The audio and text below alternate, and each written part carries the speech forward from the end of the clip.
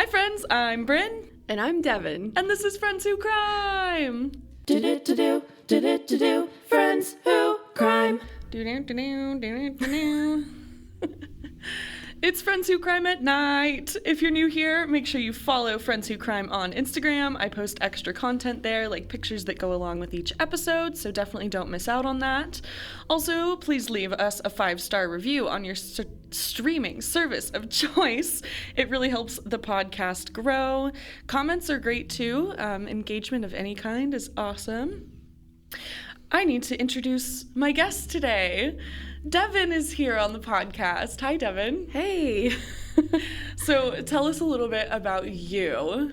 Okay, so about me. My name's Devin, obviously, and I'm a musician, film composer, and audio engineer, and I also teach music, and that's where we met. So, yes. Yeah. All of my friends are musicians. Yeah, pretty much.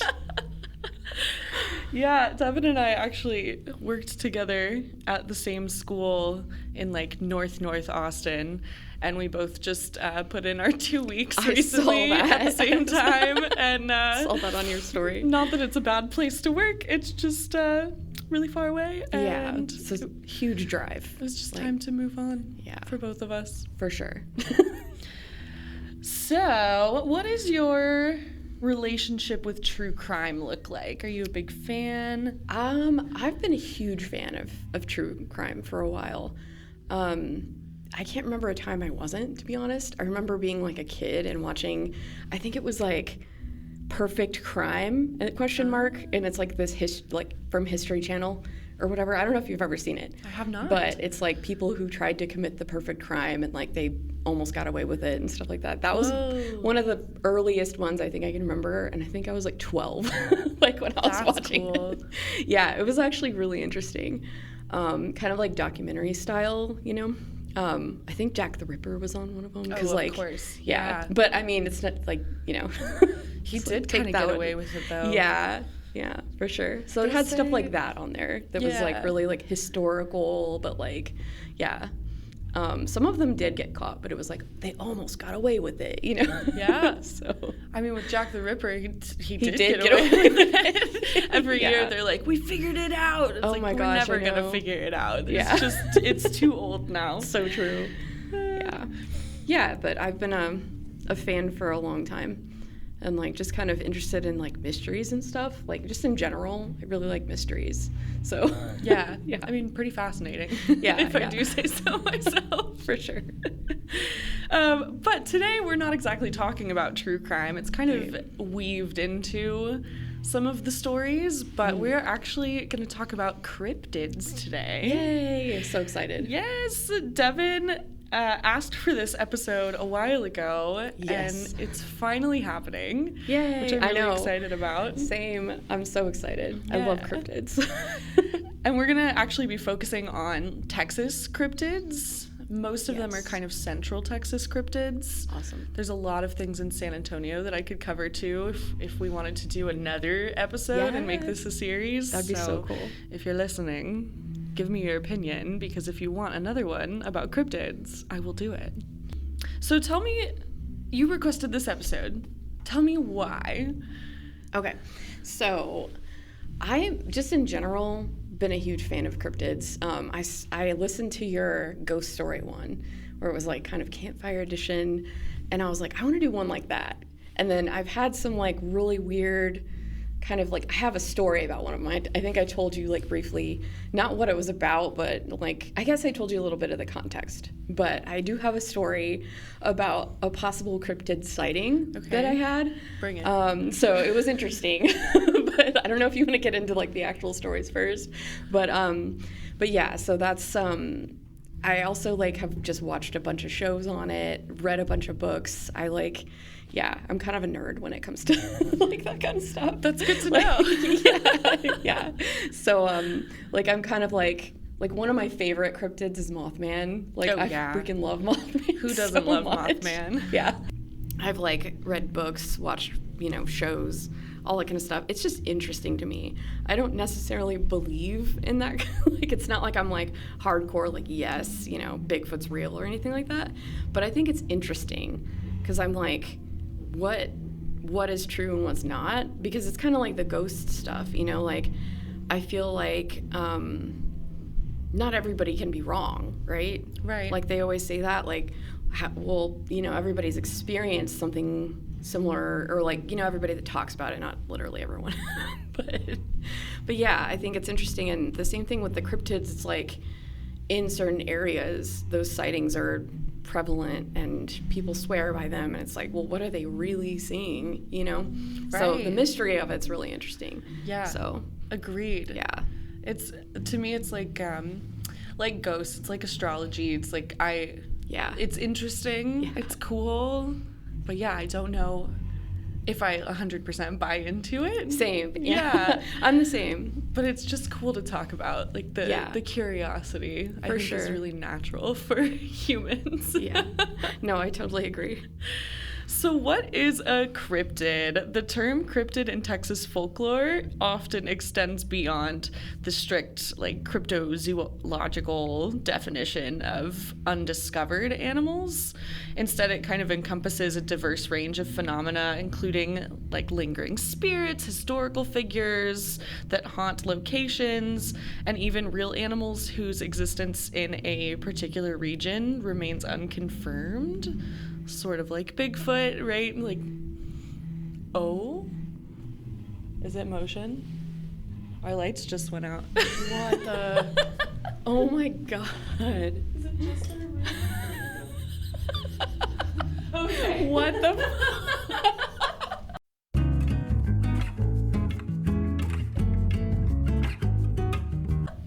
Dude, that was so fitting. Like, so creepy. Oh my god. All right, setting the mood. Yep. Just so you guys know that are listening, I'm in a different space than I usually am. Like, I'm usually in a different room recording, and apparently the lights are motion sensor, maybe? Yeah. My heart is pounding. I thought, like, oh my gosh. Oh my gosh. That was crazy. Okay, well, let's get back into this. Where was I? Jeez. Okay, for instance, the first one we're going to talk about is the hairy man of Round Rock. What? The hairy man of Round Rock. Interesting. And he's kind of this man who's still haunting the space. People see him sometimes. There's a story behind it, but not necessarily a monster. Interesting. Just kind of a haunting presence that's not a spirit. Huh. Yeah. Interesting. And we're also going to talk about the Jaguarundi. I think you and I have, like, maybe briefly talked about that. Maybe. Yeah. But that's another one that's seen in Nice. Austin and the surrounding areas. We're going to talk about that. Where else? Oh, there's an artist in Texas who creates cryptid art, and she says that Texas cryptids range from really cute, fun ones to really terrifying ones, like the Skinwalker, which everyone knows about, and then really tragic stories like the Donkey Lady. I've heard of that one. We will talk briefly about her. It's kind of this big smorgasbord of stories because Texas is so large, and there's so much, like, empty land and farms and things like that. So. Also, if you don't know about skinwalkers and you like this episode, go learn about skinwalkers. Those are probably the creepiest cryptid that I've ever learned about, for sure. And I don't want to cover them because it would scare the living Jesus out of me. Dude. I watched this episode, or it was a series, not an episode, called Skinwalker Ranch. I don't know if you've seen it, but oh my god, that's one of my favorites. Terrifying. So good. Yeah. All right, so let's talk about the hairy man of Round Rock. The journey into Texas cryptids begins with him. One might assume that a hairy man wouldn't attract a lot of attention in town, especially in a town where it's Keep Austin Weird. Like, that doesn't seem all that weird. Yeah. But this story involves more than just a person who, like, skipped a few haircuts. The legend, as it's told, dates back to the 1800s. Wow. Imagine a dark, stormy night with a caravan of settlers attempting to escape the rising waters of a nearby creek. Amidst the chaos, a young boy becomes separated from his family. This boy, against all odds, manages to survive on his own and transforms into a hermit in the area. What? Unaccustomed to civilized society, he shuns human contact and, quite frankly, kind of terrorizes anyone who dares to enter what he considers his personal domain, Nice. frightening stagecoaches and solitary riders alike. Spooky. Dude. His legend grew throughout the area until one fateful day, his reign of terror ended abruptly when a speeding stagecoach with thundering horses trampled him to death. What? This, Dang. yeah. This area, ironically, came to be known as Brushy Creek. And the Hairy Man... Oh, I know where that is. Yes! Okay, I actually grew up, down the road from Brushy Creek, so really? this is a story I was familiar with. That's crazy. I've never heard of this before. Yeah. So I'm from Texas. I'm like a 4th, 5th generation Texan. Wow. But I don't have family in Austin. So this is the first time that I've lived in Austin, but I've been here for 15 years. I've never heard of that. Never. I feel like it's a lesser known one. Yeah, But we'll that's talk crazy. about how well known it is Yeah. here in a second. Interesting. And his spirit is still said to continue haunting that area to this very day. Wow. Spooky. Right?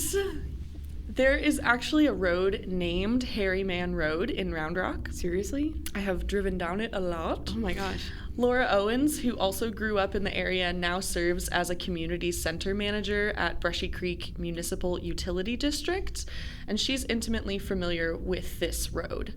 She attended school just off of it, driving it, quote, many times throughout all my years growing up, coming to sports and things. She describes the road as very heavily treed and wooded, especially at night, which made it a little extra spooky. And that's a quote, a little extra spooky. Oh my god. The local tradition, a quintessential dare, involved driving down Hairy Man Road at night, turning off your headlights and rolling down your windows, trying to catch a glimpse of him, or to hear his eerie howling. What? It's described almost like a wolf howling. Dude. That's creepy. And there are coyotes in that area, Yeah. I will say, but there's not a lot of coyotes. It's not True. like packs of coyotes running around. Yeah, and coyotes don't really howl, to be honest. Yeah, I guess they kind yip? of bark. Yeah. Or, I've never heard them howl. Yeah. Howl? I don't know. Makes sense. Howl? Howl, you know? You know what I mean, like a wolf or something. Yeah. You get it. Or like the hairy man. Yeah, exactly. Now, Owen admits she, quote, has never been brave enough to drive down that road without lights. But she has experienced those moments of sudden fright, thinking like, oh wait, is that the hairy man? No, wait, it's a deer. Oh my god. Also a quote. Dude. Classic Love her. spooky road trip. Yeah. She's great. That is so funny. So, is the hairy man a cryptid, a monster, or something else entirely? Owens stated, quote, I think that the hairy man, based on the legend, is that he's more of a man who's still haunting the space. You know, he kind of deemed it as his domain. So with that, I think it's really more of a ghost haunting that area and more like a person than, you know, a monster necessarily. Again, she's great. Essentially, he's a territorial ghost with, like, bedhead. Wow. Yeah. However, a truly Austin weird twist emerges here. Instead of simply fearing this guy, the Brushy Creek Municipal Utility District decided to embrace him. Nice. They host an annual Hairy Man Festival. What? Which includes a Hairy Man 5K race, live music, and a retelling of the legend. That's kind of cool. I want to go. Right? I've always wanted to go. I grew up with it happening every year right down the road from me. Awesome. And it just, like, my family wasn't interested, really. Yeah. The highlight of the festival is the hairiest man contest. Are you serious? Nice. The winners are, quote, again, very Chewbacca based. Wow. Oh my God. With overgrown hair due to lack of civilization, no haircuts, no shaving. Those are the rules. Wow. This free event celebrates a legend that once terrified settlers. And I love that they've taken, like, this spooky, scary, oogie legend and transformed it into lighthearted amusement for people. It's a great way to keep the story alive without scaring the general public. Yeah. I think I would go down there and turn my headlights off, though. I think I would do that. Same. I do it. Yeah. I don't know, maybe not alone. But... Right. Definitely not alone. Yeah. Or at least tell someone where you're at. Turn on Find My Friends. Sure. Yeah. The hairy man doesn't know about Find Your Friends. Right. There is a little bit of a bittersweet aspect to this legend. While the festival celebrates the hairy man, the very road he is said to haunt is undergoing significant changes. Heavy metal machinery is scraping the earth, which is desecrating the natural beauty and disturbing the creatures within. The extension of Wyoming Springs Road, specifically, has been part of the city's transportation master plan since 1999, and it's directly impacting that road. So it's this paradox of the community celebrating this legend of the hairy man while destroying the environment. His habitat. Yes. This urban development. Yeah. And this happens all too often across especially the here. world. Yeah, I mean, there's so much construction. And we can't destroy the hairy man. I know, right? Where's he gonna go?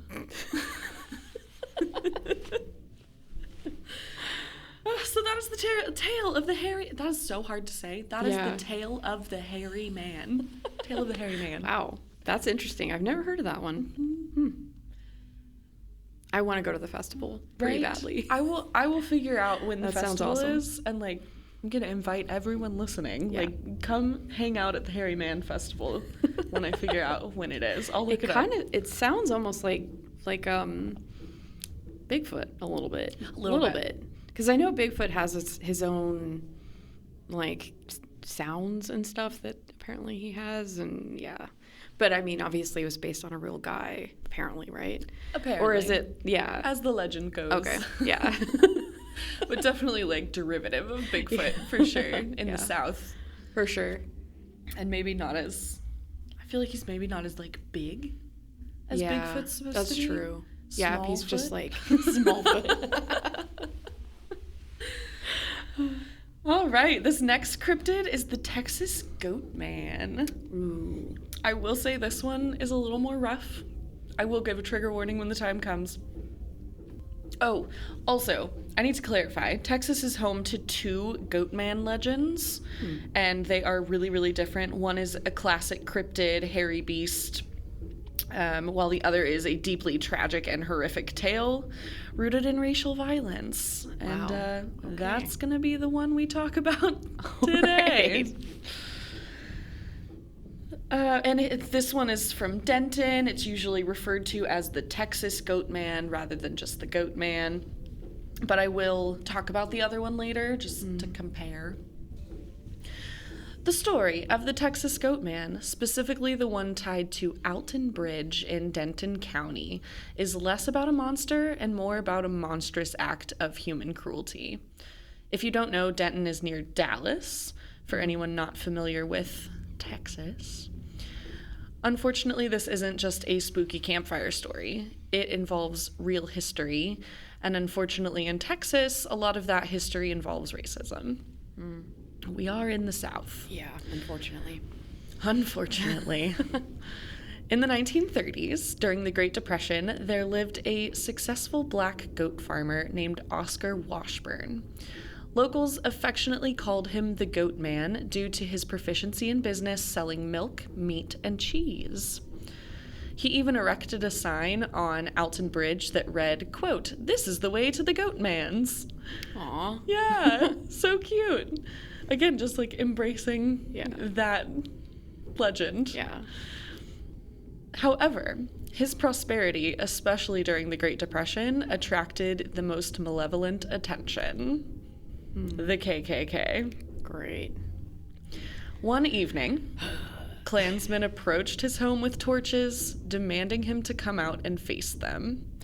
Oscar, who was clearly not easily intimidated, emerged with a shotgun, fired a warning shot, and instructed them to leave. They fled, but not without vowing to return and teach him a lesson. God.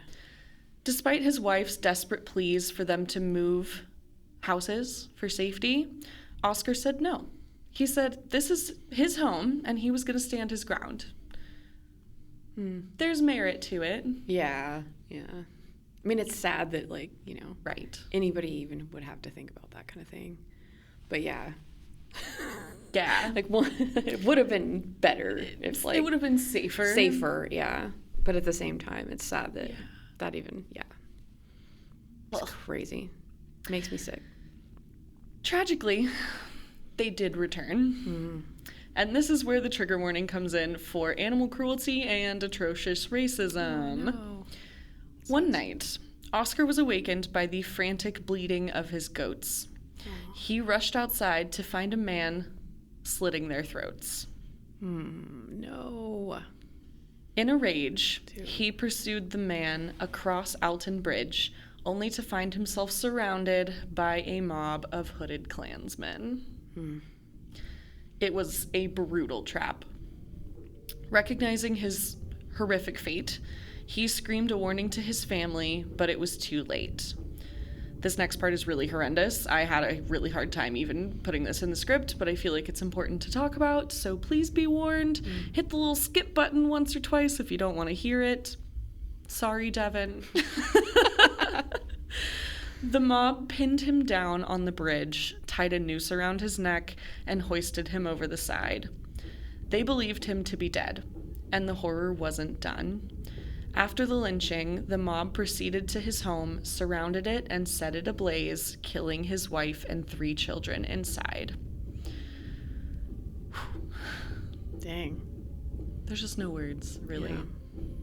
Oscar's body was left hanging for days, and in a truly sickening display of depravity, some Klansmen even returned to take photographs, selling them as postcards in a local shop. Damn. Absolutely disgusting. Yeah. Eventually, his body simply disappeared. Some say the rope broke, others say a kind soul cut him down for a proper burial. I hope that's what happened. He deserves that. Soon after these events, rumors of the Goatman's ghost began to circulate. People reported seeing him walk across the bridge or standing near where his house once stood. The stories intensified when several members of that lynch mob died under truly mysterious and unsettling circumstances. Good. Karma is a bitch. Yeah. Seriously. One choked to death while eating. Another succumbed to a fever, hallucinating and shouting at ghosts. And What? 2 were killed in a drunken car accident while crossing Alton Bridge at night. Nice. Justice. Right? Like, I would Kind never... of. Normally, I would never, like, wish death upon someone. But, like, if anyone deserves it, it's the KKK. Yeah. No, for sure. Especially in the 30s. Yeah. Whether these were coincidences or not, perhaps they were the Goatman's vengeance. Who knows?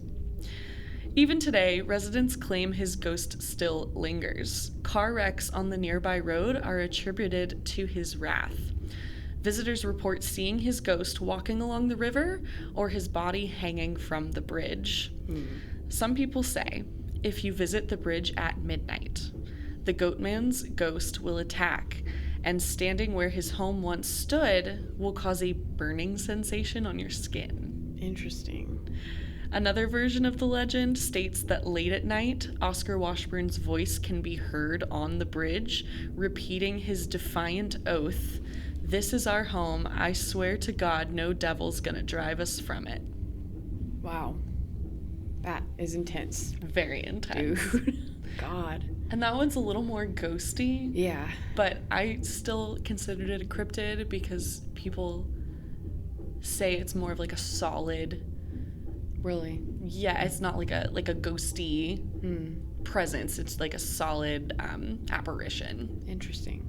Sort of like skinwalkers are, where they just like appear on the outside of cars and things like that. In this case, the most terrifying monsters are the humans. Yeah. Alton Bridge has become a magnet for ghost hunters and paranormal enthusiasts, appearing on Ghost Hunters and BuzzFeed Unsolved. I have heard of this one. Have you? Yeah. Yeah. I don't think I've heard, like, the entire story. Oh, my gosh. I keep hitting my mic. All good. But, yeah, I've definitely heard of it. And like you said, like, because I watch a bunch of ghost stuff, too. So, yeah. I think I've seen something about it. It's crazy. Yeah. It is just a horrible one, but it's fascinating in a way. In like a really morbid way. Yeah. So we're going to talk about the Jaguarundi.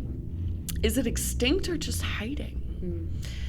From spectral vengeance, the discussion now pivots to a different kind of mystery, the Jaguarundi, a wild cat species that is officially considered locally extinct in Texas. Yet it continues to appear in unconfirmed sightings, and people are obsessed. The question is whether it is deemed a cryptid because it is supposed to be gone, or if these sightings represent a genuine comeback story. One or the other. So exactly what is a Jaguarundi? Imagine a sleek, dark-colored feline, slightly larger than the average domestic cat, typically weighing between 8 to 16 pounds and growing up to 30 inches long. Their fur is solid-colored, either rusty brown or charcoal gray, and they have a small head and short ears. Their biggest feature, though, is their tail. Jaguarundis have tails that can be up to 24 inches long, which is double the length of a typical house cat's 12-inch tail. Wow. They're elusive creatures, known for weasel-like posture and really secretive habits. Unlike many other wild cats, they're active during daylight hours, especially around midday when they search for water. They prefer dense, brushy habitats and generally avoid areas with significant human activity, which is why people don't see them very often. Yeah.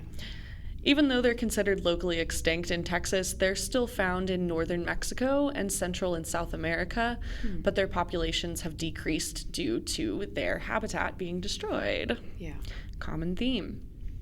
The last confirmed sighting in Texas happened in 1986 near Brownsville, and that's at the very, very southern tip of Texas, like right next to the Mexican border. Yeah.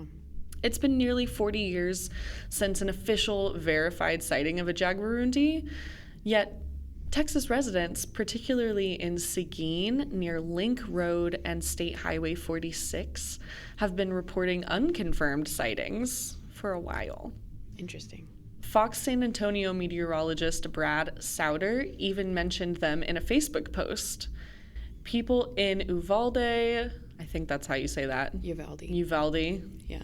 Close enough. It's okay. Del Rio, Chapel Hill, and Lake Jackson have also claimed similar encounters. So it's kind of all over the place. Everyone's seeing a ghost cat, essentially. That is one thing about cryptids nowadays. Social lets anyone, anywhere add to the lore. And now we're getting into AI. Yeah. And there are already videos that everyone thinks are real that you look in the comments and it's like, guys, this is AI. Yeah. Wildlife experts such as Jonah Evans, a mammologist with Texas Parks and Wildlife, are still pretty skeptical about this whole thing. He points out that Jaguarundis can look so much like a house cat, especially from a distance, that even a well-trained biologist would be really reluctant to determine that it was a Jaguarundi. Evans emphasizes that most reported sightings are later confirmed to be domestic cats. Makes sense. I will say my cat is, he's 16 pounds. He's pretty chonky and he's pretty long. So, I mean, he's black and white, so there's no way he's a Jaguarundi, but he wishes. Texas Parks and Wildlife requires physical evidence, such as a photo or video, to confirm a sighting. The director of mammals at the San Antonio Zoo suggests that if these sightings are genuine, habitat loss in northern Mexico could be driving the cats northward, replacing them from their native areas. Again, another tale of human development destroying wildlife. Yeah. So, while intriguing, the jury remains out on whether these are genuine cryptid comebacks or simply just some very long-tailed house cats. Yeah. Yeah. Makes sense. So a little bit of a cryptid there. Yeah. I have a few other cryptid stories here that I'm going to run through real quick. There's just a few little paragraphs, but do you want to break this up by telling any stories you have? Okay. Yes. I can tell the story. All right. So I have one official one. I have some more like alien stuff that I could go into, but that's for another time. Sure. So like I said, I don't necessarily believe in that kind of stuff, and my story is a lot like the Jaguarundi. I don't know how to say it. Yes, Jaguarundi. Okay. Yeah, it's kind of like that one, but it's having to do with a different. I don't know if you're going to talk about this later on in like the the little ones, but it's the Black Panther. Okay, I don't talk about this one. Okay. So give me what you got. The Black Panther of Texas or whatever. So obviously a panther, like it's kind of, I think it's kind of a blanket term from my understanding. So it can be like a jaguar or a leopard, you know what I mean? I think, from what I understand.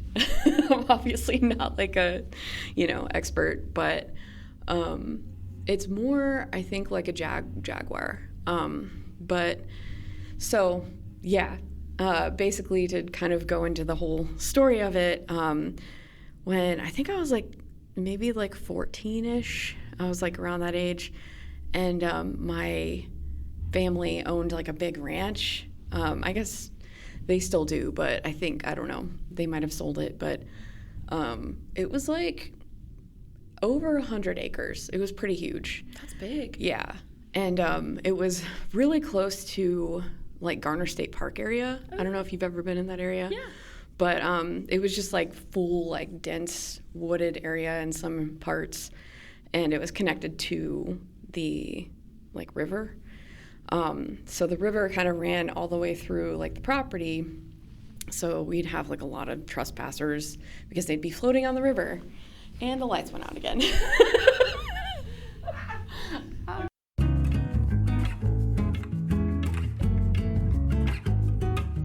Okay, so back into my story. So yeah, we like had this huge piece of property, and basically one day we kind of noticed we had horses. Sorry, to go into it. I think we had like maybe 4 horses and some goats and some chickens and just like everyday stuff or whatever that a Texas ranch has. But yeah, like, so we had that, and we noticed that our horses were acting weird. Yeah, I know. And they were kind of acting like scared, and they were going into their stalls and like without food. Usually you'd have like a thing of hay or like, oats or something, and you'd put it in there and they'd go in. But they were just like in there and like hiding almost. And we were like, what the heck, And it was just like me and my mom, and I don't think my other family members were at home, but because it was such a large piece of property, we had like what we called 4-wheelers, or like those quad bikes, Yeah. So we took those, and we're like, let's go see if like we can find something that's like scaring them, because a lot of times, there'd be like something there, like maybe like a fox or like a mountain lion or like something that like, you know what I mean? Yeah. That was dangerous to them, that they could sense that, we couldn't see necessarily, but we thought, well, that's really weird that they're so scared, because we would have trespassers and like people that would be floating the river come up onto our property, and the horses obviously weren't scared of that. Like, but it was like all of the wildlife was kind of scared, and we were like, what the heck? That's so weird, you know? They know, too. Yeah, I know. Like, and I was like, yeah, like, let's go see if we can find something, you know what I mean? And this was just another thing was like, we were bored, so we were like, you know, let's go ahead and like inspect the property, and sometimes we would just do that for fun, you know, so. But it was really weird, and we were actually kind of worried that, you know, like the horses sensed something. So we went out there, and we were like, you know, riding around and on our, I think, yeah, we both had our like little quad bikes. So I had mine, and then she had hers. We were like kind of driving around and stuff, and she was over in some other area, and I saw, it was kind of like in a twilight time, you know? It wasn't exactly dark, but it wasn't exactly like super light. Like dusk? Yeah, like dusk. So I could see a little bit, but I was using my front like headlight just for some like extra light. And yeah, I legit, like from my own perspective, saw something that looked exactly like a black panther. Like, yeah, and it was pretty close to me. I would say like maybe from me, I don't know how to describe this, but from me to maybe the wall. Like it was pretty like maybe like 10 feet? Yeah, like 10, Wow. maybe 15 feet. Yeah, Holy shit. it was crazy. And I've actually seen a black panther like in real life, like in Mexico when I went. And it looked exactly like that. And I was like, oh my God, what? Like, I was so scared, and like, I just kind of froze. And I was like, what do I do? And like, my mom was like in a different area, and like, I didn't want to scare it because I was like, you know, I just didn't know what to do. And it had its back turned to me, like it was already going like the other way. And it just kind of looked at me like from over its shoulder. And like it just kind of like slunk into like this like little patch of like grassy, or like it was just like a huge bush, and I never saw it again. Like, Weird. Yeah, me and my mom, because I was like, Mom, like come here, you know, I was like kind of getting her to come here, and because she came around the you know corner, and I was like, Mom, I don't know how to describe this to you, but like, and she was like, no, I actually saw it, and I was like. She was like, it was like a huge cat. And I was like, yeah, it looked like a black panther. And she was like, yeah. And so we like went in search of it. And obviously we never found it. It was really an actual jaguar. Like you never see it again, you know? And even like if it was like a cat, you know what I mean? Which to me was not. It was huge. It was like, you know, because I went up to the bush that it was standing next to. And I was like, how big is this bush? And it was like huge. It was like a tree, you know?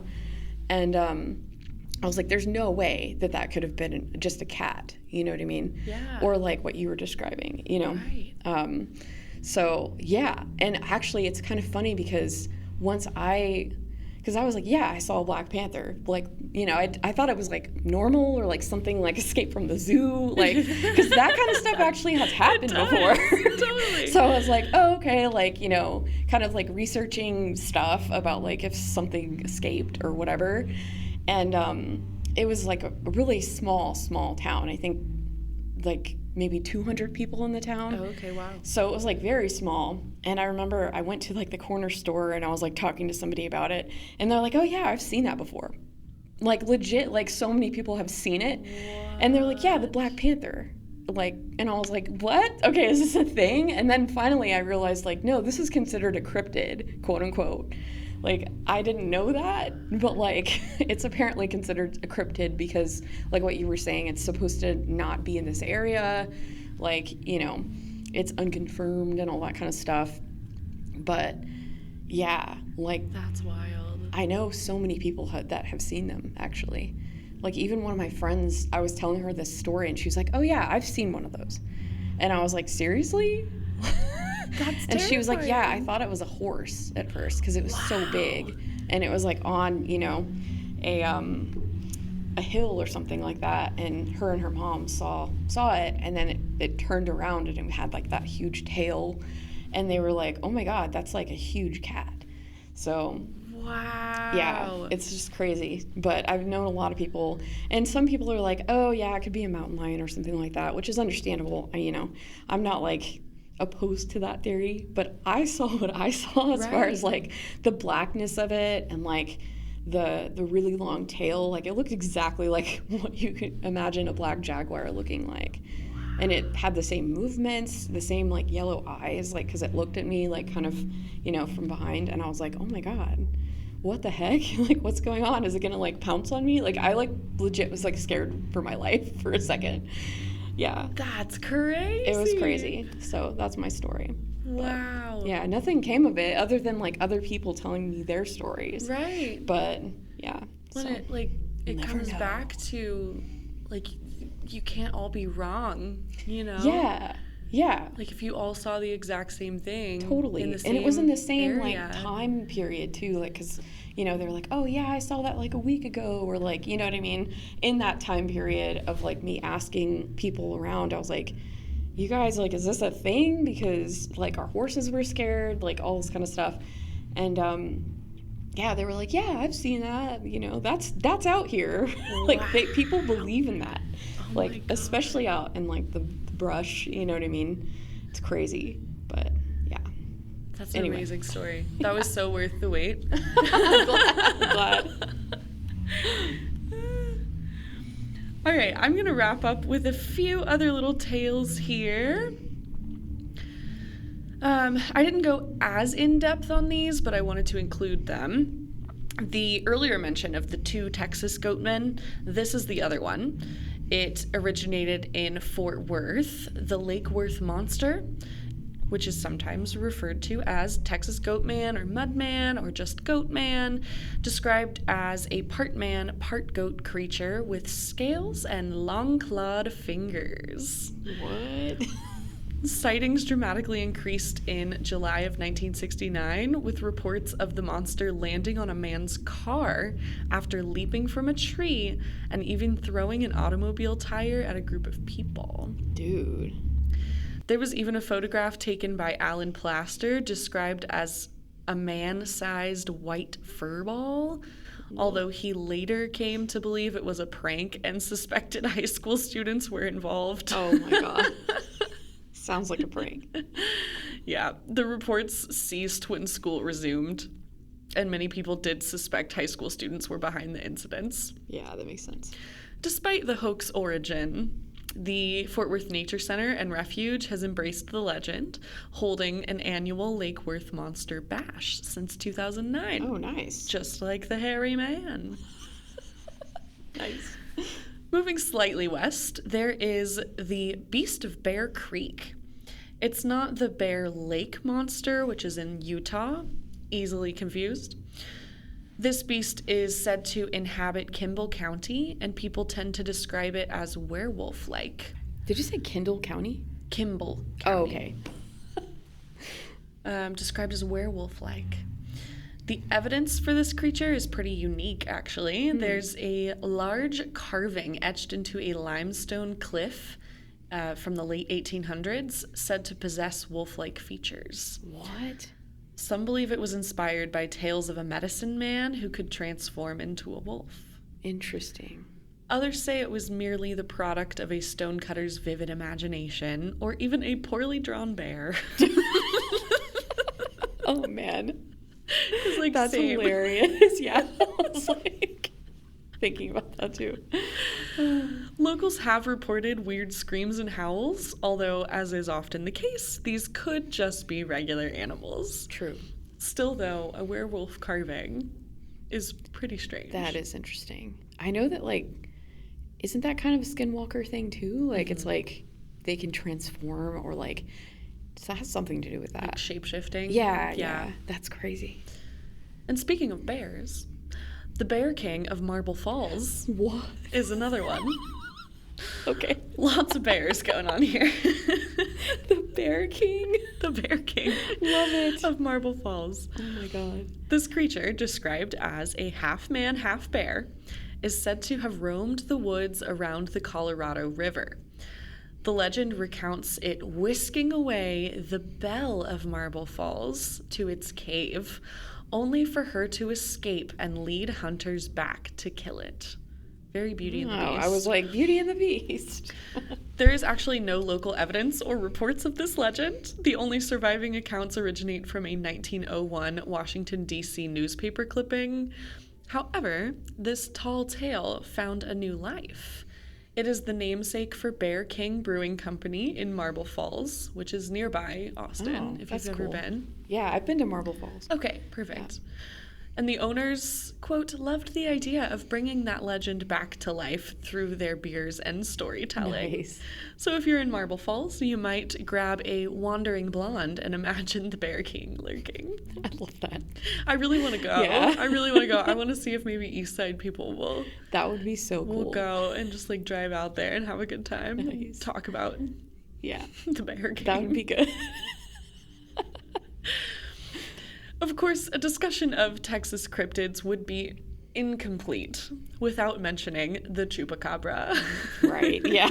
Arguably exactly. the most famous. Yeah. That could be its own episode. No, for sure. Yeah. My mom was also like kind of a believer in that. Oh, really? Yeah. The chupacabra? I think so. Because she would always talk about it. Like, it was like she believed in it, but she didn't at the same time, if that makes sense. But she would always say stuff like, you know, because we had chickens. So we'd be like, let's put the chickens up or the chupacabra's gonna come and like, you know, kill them, or like the goats or like whatever. And like, I'd be like, Mom, are you being serious? Or like, do you actually believe in this? It's been interesting. Like you said, like everybody in Texas knows about that. Right.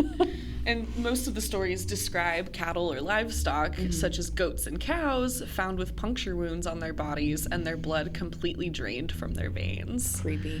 Furthermore, the legend suggests that El Chupacabra manifests in two forms, a true reptilian appearance and another that is more canine in nature, known as a blue dog. Huh. Which I can't really wrap my brain around. I've always heard about the reptilian-looking one. Yeah. Or like a werewolf-y looking one. Yeah. I've heard of the dog one. But also, I can imagine the blue thing because I have a Sphinx cat, and she's black, and her skin looks blue, like in the sunlight sometimes. Like, it's like a dark blue. So I'm like, if it is like, because I know that they've talked about it being the hairless dog. I forgot what it starts with an X or something. Yeah. But, yeah. I don't know how to say it. But that one is like a black hairless dog. Okay. And people have said, oh, well, that's a Mexican dog. So, you know, people naturally will see that dog and, like, you know, think it's a chupacabra or something. But I can see it looking blue in the sunlight only because I have a Sphinx cat and she looks blue in the sunlight, like a weird, like, bluish color. Like, I don't know. Well, maybe that's if that makes sense. But yeah, it does. But yeah. It does. My last little tidbit here is the tragic donkey lady of San Antonio. And she's truly nightmare-inducing. Dude. Her origins vary, ranging from a woman thrown over a bridge with her donkey, who then returns as a donkey, to a horrific fire victim whose skin melted and elongated her face, transforming her into a human donkey. Oh, what? Oh. Again, I could do a whole nother episode. The San Antonio ones are crazy. Yeah. I grew up near that area. Did you? I'm like, I know about the donkey lady. I never went into depth with it, though. But it's creepy. Nightmares. Yeah.